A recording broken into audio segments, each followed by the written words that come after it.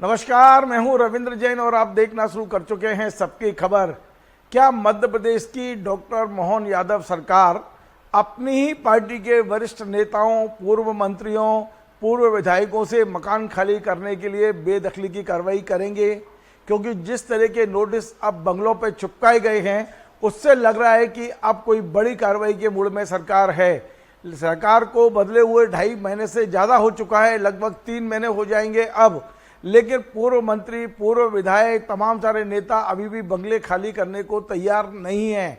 आज मैं ये जो खबर बना रहा हूँ वो दैनिक भास्कर ने आज अपनी वेबसाइट पर एक खबर दी है कि 24 पूर्व मंत्री और 4-5 पूर्व विधायकों से मकान खाली कराने का अंतिम नोटिस उनके बंगले पर चिपका दिया गया है। और अब यदि बंगले खाली नहीं हुए, यानी 1-2 दिन में बंगलों की चाबी संपदा संचालनालय के पास नहीं पहुंची, तो अब प्रशासन अब जबरन बंगला खाली कराने की, यानी कि ताला तोड़ने की, सामान निकालने की, इस तरह की कार्रवाई कर सकता है। इस तरह के संकेत आज दैनिक भास्कर ने अपनी खबर में दिए हैं।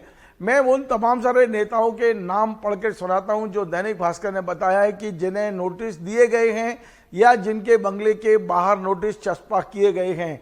ये हो सकता है कि इनमें से कई लोग मकान खाली कर चुके हों, उसकी सूची शायद लेट आई हो, क्योंकि इसमें से कुछ नेताओं का, कुछ पूर्व मंत्रियों का कहना है कि हमने बंगले खाली करके चाबी संचालनालय में भेज दी है। हो सकता है नोटिस की प्रक्रिया बाद में हुई हो, तो मैं उन तमाम सारे नेताओं से क्षमा चाहता हूं। लेकिन जो सूची आज भास्कर ने प्रकाशित की है वो मैं अपने दर्शकों को बताना चाहता हूं कि किन किन पूर्व मंत्रियों ने अभी तक बंगले खाली नहीं किए हैं और जिनके बंगलों के बाहर नोटिस चस्पा किए गए हैं। मैं बार बार कह रहा हूं कि हो सकता है इनमें से कुछ लोगों ने खाली कर दिए हों, लेकिन ये जानकारी अपडेट नहीं हुई है। फिलहाल कई लोग अभी भी बंगलों में रह रहे हैं। जो मेरे पास सूची है पूर्व मंत्रियों की, उसमें है ऊषा ठाकुर के बंगले पर भी एक नोटिस चस्पा किया गया है। राम खिलावन पटेल पूर्व मंत्री के बंगले पर नोटिस चस्पा किया गया है। पारस जैन, आपको मैं बता दूं, पारस जैन इस सरकार के सीधे निशाने पर है। क्यों है आप खुद अंदाज लगा लें।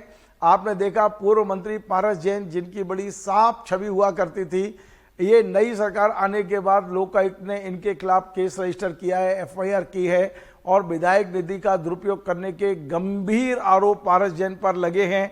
पारस जैन का भी सुना है 4 इमली का बंगला खाली कराने के लिए नोटिस चस्पा किया गया है।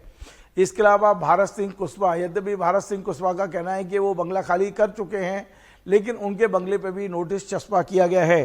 कमल पटेल, संभवतः इन्हें भी खाली कर दिया होगा ऐसा लगता है, क्योंकि ये चुनाव हार चुके हैं। कमल पटेल के जो सरकारी बंगला 4 इमली पे है, उनके नेम प्लेट पे कागज चिपका हुआ है, लेकिन उसके बगल में ही एक नोटिस भी चस्पा है अभी भी। महेंद्र सिंह सिसोदिया पूर्व मंत्री, ये ज्योतिरादित्य सिंधिया के काफ़ी खास रहे, ग्रामीण मंत्री रहे, पर अब इन्हें भी बंगला खाली करना है, या तो कर दिया होगा या होगा इनका बंगला। राज्यवर्धन सिंह दत्तीगांव पूर्व मंत्री, ये भंवर सिंह शेखावत से चुनाव हार चुके हैं।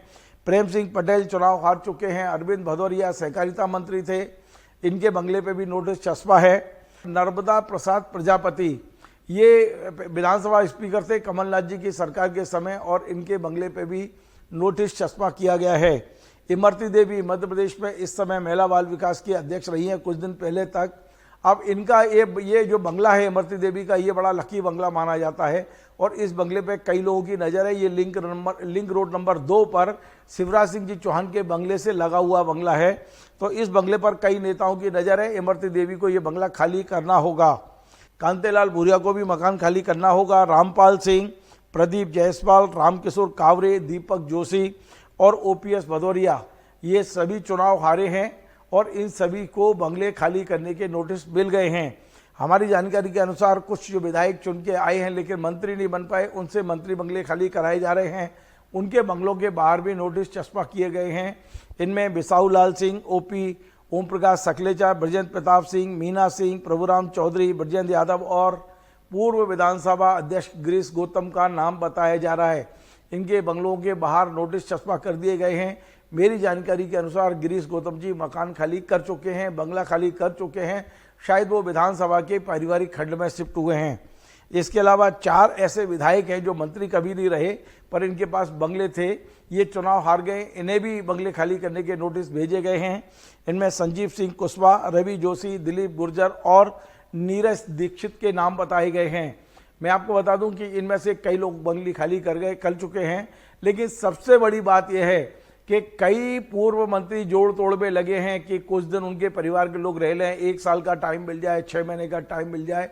लेकिन अब मुझे लगता है कि डॉक्टर मोहन यादव ने एक सामान्य नीति बना ली है कि वो किसी को भी बंगला रखने की अब अनुमति नहीं देंगे, क्योंकि एक को दे दी तो तमाम सारे नेता उसका उदाहरण बनाएंगे।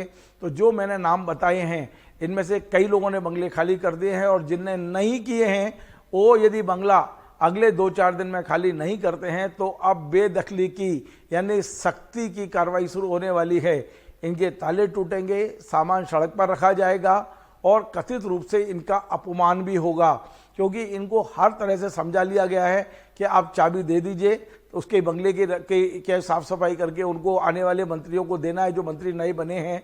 लेकिन जो लोग नहीं सुन रहे हैं, अब उनकी एक नई आफत सामने दिखाई दे रहा है, उन्हें बंगला खाली करना ही होगा। इस तरह की सूचनाएं हमारे पास आ रही हैं। इस खबर को दैनिक भास्कर से हमने लिया है, हम उनका सौजन्य भी दिखा रहे हैं। और ये खबर चूंकि जनता के इसकी खबर है, लोगों की रुचि की खबर है, इसलिए मैंने भास्कर से खबर ली है और वहाँ से आपको दिखाने की कोशिश कर रहा हूँ।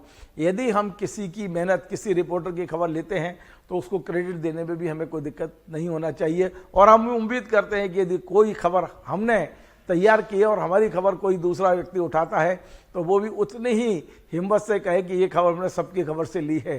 तो आज ये जो खबर है ये अच्छी खबर है, लोगों के लिए रुचिकर खबर है। और हमारे जो जनप्रतिनिधि हैं जिन्हें हमने चुना है वो किस तरह बंगले के मोह में जकड़े हुए हैं, ये खबर उसका भी प्रतिबिंब है। आपको हमारा ये कार्यक्रम पसंद आए, आप इसे शेयर करें, लाइक करें, कमेंट करें और आपसे बार बार निवेदन है हमारे इस चैनल को सब्सक्राइब अवश्य करें। धन्यवाद।